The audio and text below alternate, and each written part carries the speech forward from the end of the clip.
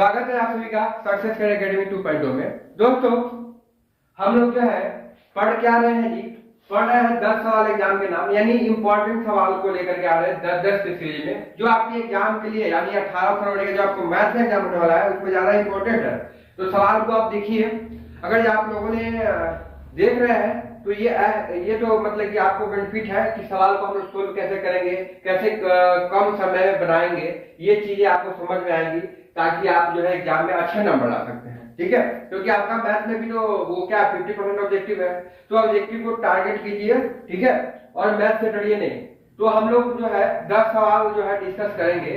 इसमें सभी सवाल क्या होंगे? इंपॉर्टेंट होंगे, प्रीवियस ईयर में आए भी हुए हैं, आने के भी चांसेस है, वैसे सवालों को डिस्कस करेंगे। तो आप लोग वीडियो पूरा देखिए, ठीक है, और वीडियो समझ में आए तो चैनल को सब्सक्राइब कीजिए, सपोर्ट कीजिए। अगर आप लोग का प्यार रहा तो हो सके कि हम साइंस को भी वीडियो लेकर गए, साइंस को भी डिस्कस करें 10 सवाल। ठीक है, तो चलिए शुरू करते हैं। आप जो है वीडियो को देखिए, चीजों को समझिए, कंसेप्ट को समझिए। चलिए, तो है टॉपिक क्या है? 10 सवाल एग्जाम के नाम, क्लास 10 का है, जिसका चैप्टर हम लोग जो है बहुपद से हमने लिया है ये सवाल को। ठीक है, तो चलिए, कह रहा है कि पहला सवाल आपका क्या कर रहा है? कह रहा है कि द्विघात बहुपद। क्या कह रहा है जी? द्विघात बहुपद। ठीक है, और द्विघात बहुपद क्या दिया बाबू? X square. क्या दिया है? एक्स स्क्वायर और 1/6 एक्स माइनस 2 के शून्यक होंगे। कह रहा है कि ये शून्यक दिया हुआ है। ठीक है, ये दो शून्यक दिया, -3 4 -3/2 और 4/3, और ये दिया है आपका शून्यक, ये दिया है। कह रहा है कि ये क्या है? इनके शून्यक दिए गए हैं। तो कह रहा है कि ये जो हमारा बहुपद है इसका शून्यक क्या होगा? देखिए, ये सवाल तो सोल्व करना पड़ेगा, बिना सोल्व किए इसका आंसर नहीं आने वाला है। ठीक है, तो इसको सोल्व हम लोग कैसे करेंगे ये देख लीजिए। चलिए, सबसे पहले जो हम ये जो हमारा सवाल है इसको हम लोग देखते हैं। एक्स स्क्वायर जो है यहाँ पे हम लोग प्लस क्या लेते हैं? 1/6 एक्स माइनस 2। देखिए, हम लोग क्या करते हैं, इसका बटा का जोड़ आपको आता है, आपको पता है बराबर 0 होता है ना ये। तो जब आप इसका एलसीएम निकालिएगा यहाँ पे, तो एलसीएम इसका क्या हो जाएगा? एलसीएम क्या आने वाला है? एलसीएम आपका क्या आ जाएगा? ये वाला 6 एलसीएम होगा। तो 1 के पढ़ा 6 में पढ़िएगा। ठीक है, 1 के पढ़ा 6 बार। ठीक है, तो 6 बार पढ़िएगा तो यहाँ पे 6x हो जाएगा। क्या हो जाएगा? 6x। ठीक है, और ये तो गेम का त्यों रहेगा। यहाँ जो है 6 एकम, यहाँ पे जो है हम लोग कर रहे हैं ये 6, तो यहाँ पे 1 का 1 रह जाएगा। क्या रह जाएगा जी? 1 से रह जाएगा। ठीक है, और यहाँ पे 1 के पढ़ा 6 बार, तो 2 के पढ़ा 6 पढ़ेंगे तो क्या होगा? 2 6 12। यहाँ पे जो है हमने 12 लिख दिया। ठीक है, बराबर 0। ये तो आपको पता है ना, द्विघात बहुपद ये होता है। ठीक है, यहाँ पे प्लस है जी, यहाँ पे प्लस है जी, यहाँ पे माइनस है जी। ठीक है, अब बराबर 0 होता है।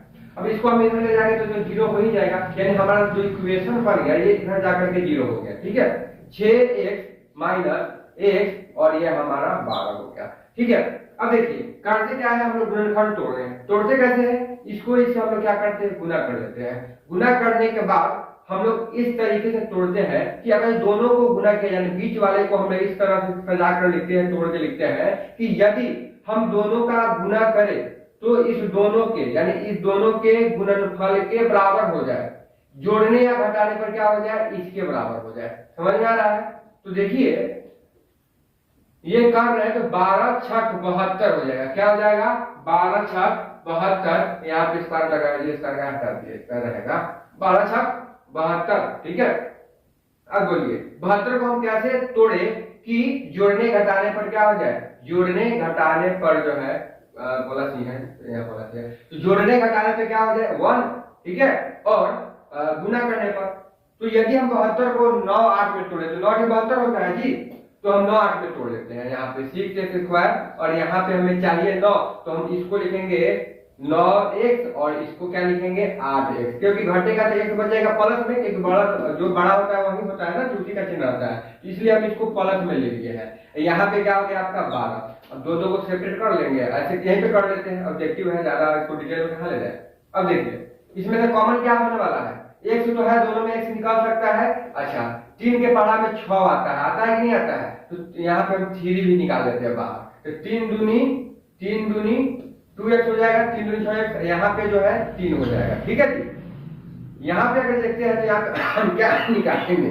हम अगर ये 4 निकालते हैं तो 4 दूनी 8 बच जाएगा और यहाँ पे माइनस और माइनस मिलकर क्या बना देगा यहाँ पे प्लस, और यहाँ पे बनेगा 4 चैन वाला। ठीक है, अब देखिए दोस्तों यहाँ पे हमारा क्या हो रहा है, यहाँ देखिए ये दोनों एक है और ये दोनों एक है, तो ये दोनों के बदले एक हम लेते हैं 2x प्लस 3 बराबर 0 एक तरफ ले लेते हैं, और ये हमारा दूसरा क्या हो जाए, दूसरा होगा 3x और -4 बराबर 0 ले लेते हैं। अब देखिए यहाँ पे 2x और इधर भेजेंगे तो ये -3 हो जाएगा, और x बराबर क्या होगा -3, और ये गुना में है इधर आकर के भाग में हो जाएगा, तो 3/2 हो जाएगा। यहाँ आते हैं तो 3x और ये हो जाएगा 4, और x को जब हम लिखेंगे तो यहाँ पे आएगा तो 4, और ये गुना से यहाँ भाग में जाएगा, तो देखिए तो 3/2, 3/2, ठीक है, 3/2, ठीक है, 3/2 प्लस में तो माइनस में चिन्ह रहेगा ना जी, और माइनस में रहेगा, ठीक है, तो -3/2 ये, और ये हमारा क्या हो गया 4/1। तो कह रहा कि ये वाला जो ऑप्शन आपको देखिए तो है ना जी, तो इसको बिना सोल्व किए नहीं बनेगा, ऐसे सामने सोचिएगा ऐसे मार्क तो नहीं होने वाला है, तो आप गलत मार्क कर दीजिएगा, इसको तो सोल्व करना ही पड़ेगा।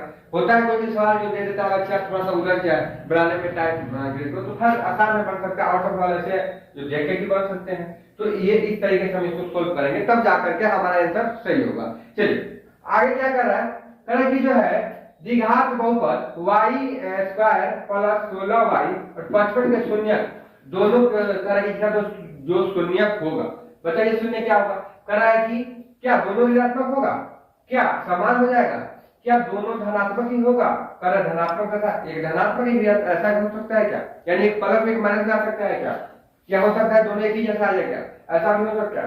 तो देखिए दोस्तों आप देख रहे हैं यहाँ भी प्लस है यहाँ भी प्लस है, जब इसका गुणनखंड हम तोड़ेंगे, ठीक है, तो आपने देख रहा है जहां पे हमने प्लस रखा था उसका गुणनखंड माइनस में आया जी, है ना जी, यहाँ देखिए तो प्लस में था माइनस में आया, तो कह रहा कि ये तो माइनस में आ गया, और यहाँ भी अगर माइनस नहीं होता प्लस होता तो वो भी ऋणात्मक आ जाता, ठीक है। तो अगर जो आपको ऐसा बहुपद दिखे और दोनों जगह प्लस का चिन्ह है तो उसका दोनों बहुपद हमेशा दोनों क्या होगा, दोनों ऋणात्मक नहीं आएगा, ये याद रखने वाली बात है, ठीक है, दोनों क्या होंगे, दोनों के दोनों ऋणात्मक होंगे। चलिए आगे देखते हैं, तीसरा नंबर सवाल कर रहा है, यदि बहुपद 6x³ माइनस 11x² माइनस जो है 3x और प्लस 2 के शून्य अल्फा बीटा गामा, ठीक है। अब देखिए ये तो बहुपद आपका तीन घात बहुपद है, मैक्सिमम पावर 3 है तो त्रिघात है, और कह कि alpha plus beta beta plus gamma और अल्फा इंटू गामा का मान बता देना है, ठीक है जी। अब देखिए ये तो आपको फॉर्मूला था, इसमें हम लोग क्या पढ़े थे, आपने पढ़ा था कि -c/a होता है ना जी, c/a होता है, ठीक है। तो यहाँ पे हम लोग जो है c/a ले लेते हैं,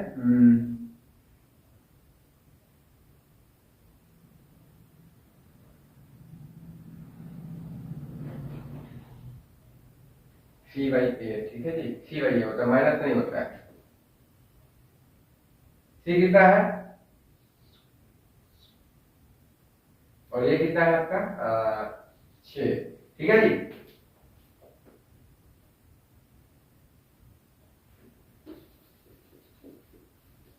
तो ये जो चीजें आपने पढ़ा हुआ ये फॉर्मूला है आपका, फॉर्मूला आपको याद रखना होगा तभी बनेगा। तो हमने पढ़ा था alpha plus beta beta gamma और अल्फा गामा का मान क्या होगा, तो इसका जो होता है बाबू होता है c बटे क्या होता है a होता है, फॉर्मूला आपको याद कर लेना चाहिए, ये फॉर्मूला है जी a होता है। तो देखिए दोस्तों c के जगह पर क्या है जी -3 है, a के जगह पर क्या है जी 6 है, काटिएगा तो 3 एकम 3 और 3 दूनी 6, तो कह रहा -1/2 हो जाएगा जी, होने का कि नहीं होगा, होगा ना जी। तो -1/2 यानी सी वाला ऑप्शन सही होगा। ये भी तो आसान सवाल है, लेकिन पूछा हुआ है 21 में 23 में ऐसे सवाल पूछे जा रहे हैं, सवाल कुछ भारी है, तो फॉर्मूला भी तो आपको रखना पड़ेगा जी, ये फॉर्मूला नहीं रखिएगा तो फिर कैसे बनेगा। अच्छा चलिए चौथा नंबर सवाल क्या कर रहा है, कह रहा है कि निम्नलिखित में कौन बहुपद नहीं है। अब बताइए बहुपद नहीं है इसकी पहचान क्या होगी। हमने आपको बताया था कि यदि कोई बहुपद है तो x का पावर जो है वो क्या होनी चाहिए, पूर्णांक होनी चाहिए, क्या होनी चाहिए, पूर्णांक होनी चाहिए, ठीक है। तो देखिए x के पावर यहाँ पे 1 है ना जी, पूर्णांक है, तो ये तो बहुपद है। यहाँ भी एक का पावर दिख गया, ये भी बहुपद है, यहाँ भी एक का पावर दिख गया, बहुपद है, और ये माइनस में आएगा इसका पावर। मान लो आपने पढ़ा होगा कि इस पे -1 आता है तो इसको हम 1/1 लिखते हैं ना जी। तो ये इसका पावर क्या होगा, जब इसको हम सोल्व कर रहे हैं तो ये क्या हो जाएगा, एक घटेगा तो इसका -1 हो जाएगा पावर, ठीक है जी। तो यानी ये कहने का मतलब है हमारा x से -1 और -1 है, इसको 1/x और -1 ऐसे लिखा गया है। तो ये बताइए, हमने आपको बताया है कि कोई भी संख्या है, ठीक है, वो बहुपद होगा। बहुपद कब होगा, जब x का जो पावर है वो क्या होना पड़ेगा, पूर्णांक होना पड़ेगा। तो ये तो माइनस संख्या है तो ये तो होगा नहीं, तो इसलिए हमारा ऑप्शन क्या हो जाएगा, सी वाला ऑप्शन क्या हो जाएगा, सही हो जाएगा। जो पांचवा सवाल देखिए, एकदम इजी है। कहा कि रैखिक बहुपद का शून्य क्या होता है। अब बताइए रैखिक बहुपद किसे कहते हैं, ये तो पहले पता होना चाहिए आपको। रैखिक बहुपद किसे कहते हैं, तो कह रैखिक बहुपद क्या होता है, जिसका मैक्सिमम घात 1 हो जाए उसको हम लोग क्या कहते हैं, रैखिक बहुपद कहते हैं। तो जब रैखिक बहुपद 1 से -1 रहेगा तो इसका आंसर हमेशा वही है ना, 1 से इसको इधर जाएगा तो 1 होगा। यानी कह रहा है कि जब पावर ही 1 रहेगा तो बहुपद क्या होगा, शून्य 2 को कैसे हो जाएगा जी, उसका बहुपद हमेशा क्या होगा, 1 होगा, बी वाला ऑप्शन। तो कह रहा है कि रैखिक है, रैखिक बहुपद है तो शून्य उसका 1 हो, अगर द्विघात बहुपद है तो उसका जो है शून्य निकाल लेंगे 2 को, रैखिक है तो 1 होगा। तो ये आपको याद रखना है। चलिए 5 तक सवाल क्लियर है, आगे देखते हैं 6 नंबर प्रश्न। 8वां नंबर प्रश्न है, यदि बहुपद px का एक गुणनखंड x + 1 हो तो बहुपद px का शून्यक होगा। देखिए शून्यक पूछा है, अब गुणनखंड क्या दिया है, x + 1। तो इतना आसान सवाल आप लोगों से पूछता है, देखिए पूछा हुआ सवाल है, ठीक है, कितना आसान सवाल है। इसको आप लोग कैसे बना सकते हैं, अगर आप बनाना चाहते हैं तो वीडियो को रोककर बना सकते हैं, ठीक है। चलिए x + 1 दिया है, आप पता है कि आपको बराबर 0 होता है, तो x बराबर क्या होगा, इधर भेजेंगे तो -1 हो जाएगा जी। इतना हल्का ही सवाल तो पूछा है, बताइए तो कल -1 कौन सा ऑप्शन में लिखा है, ए ऑप्शन में, तो ए वाला आपका ऑप्शन सही हो जाएगा।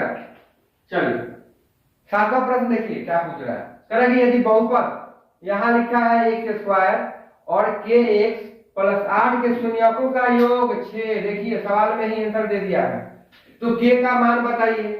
अब बताइए बाबू, जो हमारा सूत्र होता है द्विघात बहुपद का क्या होता है, हमने यही ना पढ़े हैं जी, x प्लस यहाँ पे क्या होता है अल्फा प्लस बीटा, यहाँ पे होता है सॉरी यहाँ पे प्लस यहाँ पे माइनस, ठीक है, x plus alpha into beta, यही ना फॉर्मूला होता है।